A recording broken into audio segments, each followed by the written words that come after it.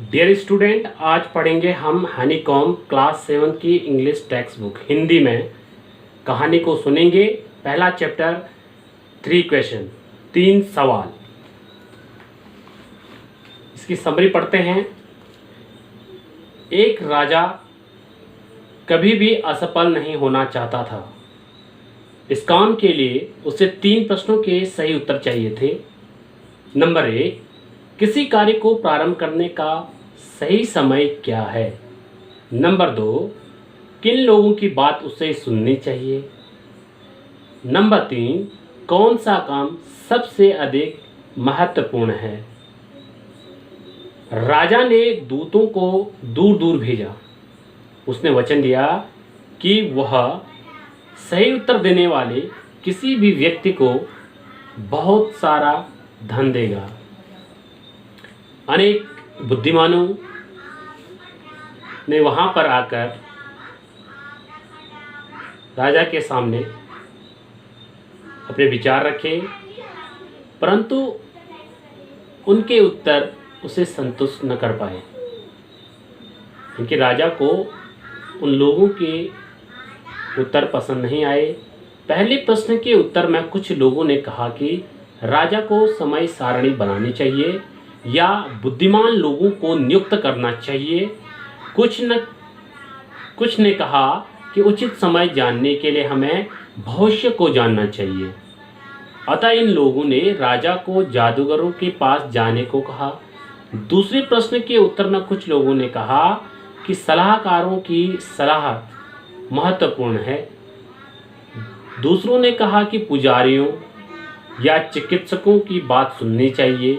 कुछ और लोगों ने कहा कि सैनिक सर्वोत्तम सलाह दे सकते हैं।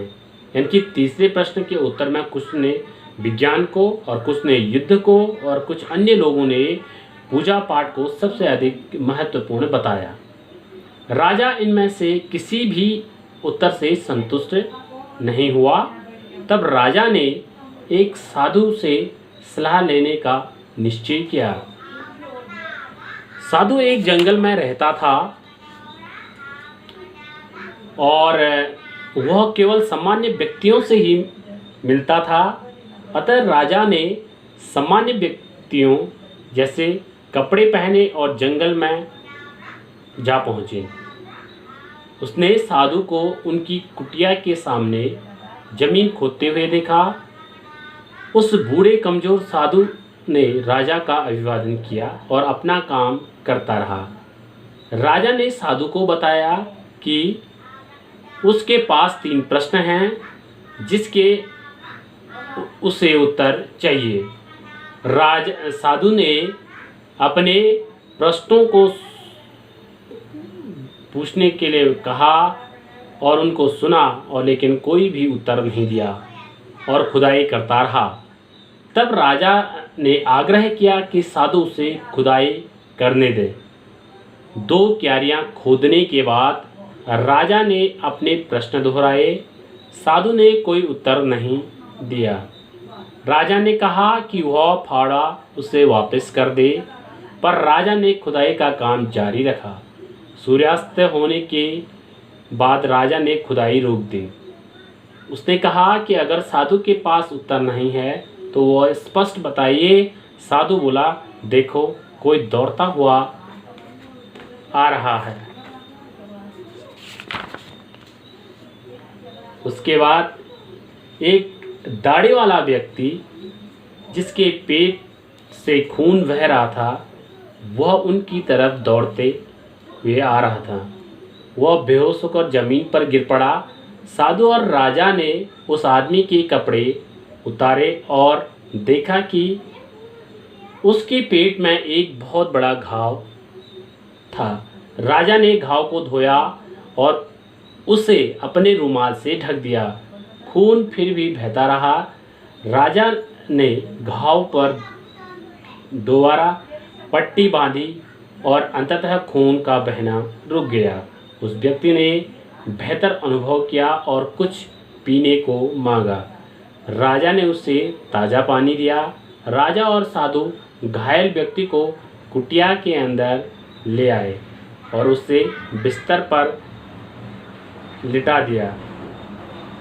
अब तक राजा भी काफ़ी थक चुका था, अतः वह भी सो गया। जब वह सोकर उठा तो दाढ़ी वाले व्यक्ति ने राजा से क्षमा मांगी। राजा को हैरान देखकर उसने बताया कि वह राजा का दुश्मन था। वह बदला लेना चाहता था क्योंकि राजा ने उसके भाई को मारा था और उसकी संपत्ति छीनी थी। वह राजा को मार डालना चाहता था। उसने कहा कि राजा के अंगरक्षक ने उससे रास्ते में पहचान कर घायल कर दिया था और वहाँ स्वयं राजा ने उसे बचाया। राजा ने उस व्यक्ति को क्षमा किया।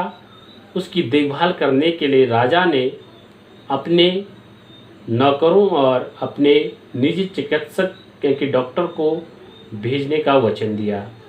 राजा ने यह भी वचन दिया कि वह उसकी संपत्ति उसे वापस कर देगा।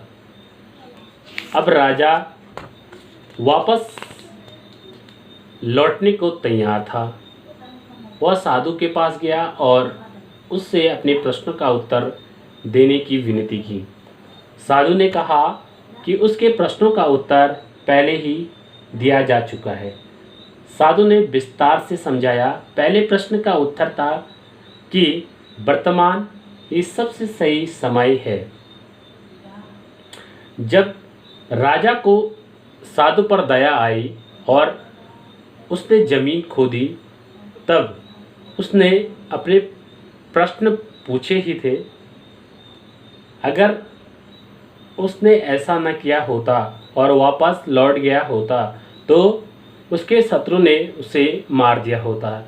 अतः उस समय क्यारियाँ खोदना सबसे महत्वपूर्ण कार्य था। साधु ने दूसरे प्रश्न के उत्तर में कहा कि जो लोग तुम्हारे पास समय पर उपलब्ध हों वे ही सबसे अच्छे व्यक्ति हैं जिनकी बात सुननी चाहिए। जब राजा साधु की कुटिया पर आया तो साधु ही सबसे महत्वपूर्ण व्यक्ति था। इसी प्रकार जब दाढ़ी वाला व्यक्ति घायल होकर आया तब वही सबसे महत्वपूर्ण व्यक्ति था। सबसे महत्वपूर्ण काम की बात है कि हमारे सामने जो व्यक्ति हो हमें उसका भला करना चाहिए। साधु राजा के सामने था और उसकी सहायता ही सबसे महत्वपूर्ण काम था, जिसके फलस्वरूप राजा की जान बची। इस प्रकार जब घायल व्यक्ति आया तब उसकी सहायता करना ही सबसे महत्वपूर्ण काम था। हम इस संसार में अकेले इसीलिए आए हैं ताकि हम दूसरों की सेवा कर सकें। यही हमारा सबसे बड़ा कर्म होता है इनकी वर्तमान, और यही समय अभी का समय सबसे महत्वपूर्ण होता है। इस कहानी को याद कीजिए क्लास 7 के सारे student. Thank you. Have a great time to all of you. Take care.